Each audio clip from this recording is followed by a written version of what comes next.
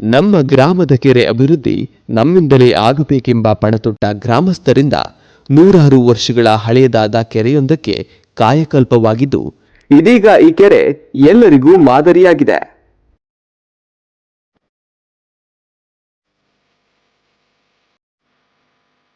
ಹೌದು, ಬಂಟ್ವಾಳ ತಾಲೂಕಿನ ಅಮಟಾಡಿ ಗ್ರಾಮದ ಕಿನ್ನಿಮಜಲು ಎಂಬಲ್ಲಿರುವ ಸುಮಾರು 120 ವರ್ಷಗಳ ಹಳೆಯದಾದ ಕೆರೆ ಇದಾಗಿದ್ದು, ಬರಡಾಗಿದ್ದ ಭೂಮಿಯಲ್ಲಿ ಕೆರೆಯೊಂದರ ಹೂಳೆತ್ತದೆ ಕೆಸರು, ಕಲ್ಲು, ಪೊದೆಗಳಿಂದ ಆವರಿಸಿ ನಶಿಸಿ ಹೋಗುವ ಹಂತದಲ್ಲಿತ್ತು. ಊರಿನ ಗ್ರಾಮಸ್ಥರೆಲ್ಲ ಸೇರಿಕೊಂಡು ಶ್ರಮದಾನ ಮಾಡಿ ದಾನಿಗಳ ಸಹಕಾರದೊಂದಿಗೆ ತಡೆಗೋಡೆಯನ್ನು ನಿರ್ಮಿಸಿ ಪುನರುಜ್ಜೀವನಗೊಳಿಸಿದ್ದಾರೆ. ಅಂತರ್ಜಲ ಏರಿಕೆಯಾಗಿ ಕೆರೆ ತುಂಬ ನೀರು ಶೇಖರಣೆಯಾಗಿ ಕೆರೆ ನಿರ್ಮಾಣವಾಗಿ ಗ್ರಾಮಸ್ಥರೇ ಶಿರೋನಾಮೆಯನ್ನಿಟ್ಟ ಕೆರೆಯೇ ನಮ್ಮ ಕೆರೆಯಾಗಿದೆ.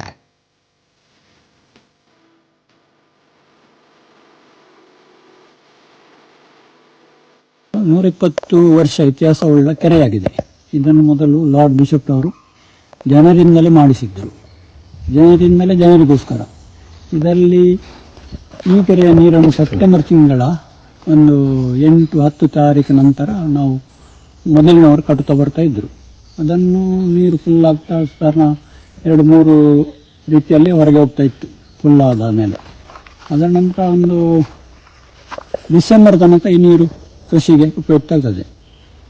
ಇದು ಸಾಧಾರಣ ಜನವರಿ ಲಾಸ್ಟಿಗೆ ನೀರು ಮುಗಿಯುತ್ತದೆ. ಅದರ ನಂತರ ಇದರಲ್ಲಿ ಏನು ನೀರು ಇರುವುದಿಲ್ಲ, ಹೆಚ್ಚಿನ ಅಂಶ ಸ್ವಲ್ಪ ಸ್ವಲ್ಪ ಇರ್ತದೆ ಅಲ್ಲಲ್ಲಿ.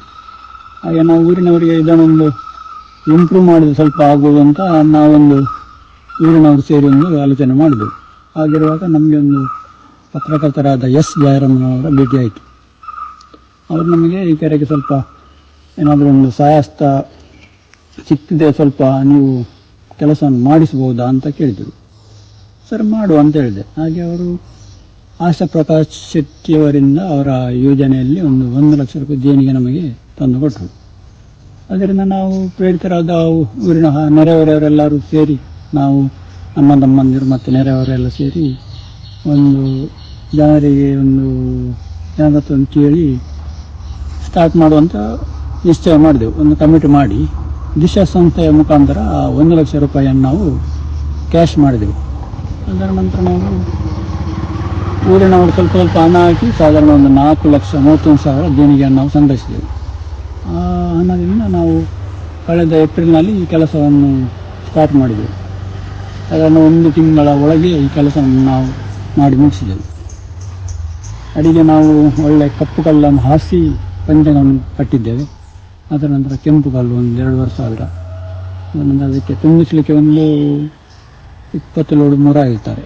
ಅದನ್ನು ಕಟ್ಟಿ ಫುಲ್ ಮಾಡಿ ಒಳ್ಳೆ ರೀತಿಯಲ್ಲಿ ಮಾಡಿದೆವು. ನಂತರ ಈಗ ಮಳೆ ಜನರಿಗೆ ಏನಾದರೂ ನೀರಿನ ವ್ಯವಸ್ಥೆ ಈಗ ತೊಂದರೆ ಇಲ್ಲಿ ಏನಾದರೂ ಕಂಡು ಬಂದಿದೆ ಇದು ಅಭಿವೃದ್ಧಿ ನಂತರ?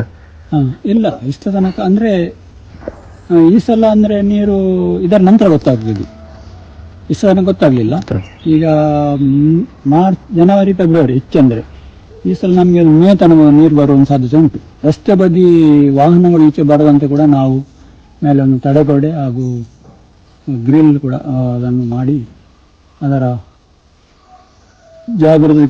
ಜಾಗ್ರತೆಯನ್ನು ನಾವು ವಹಿಸಿದ್ದೇವೆ.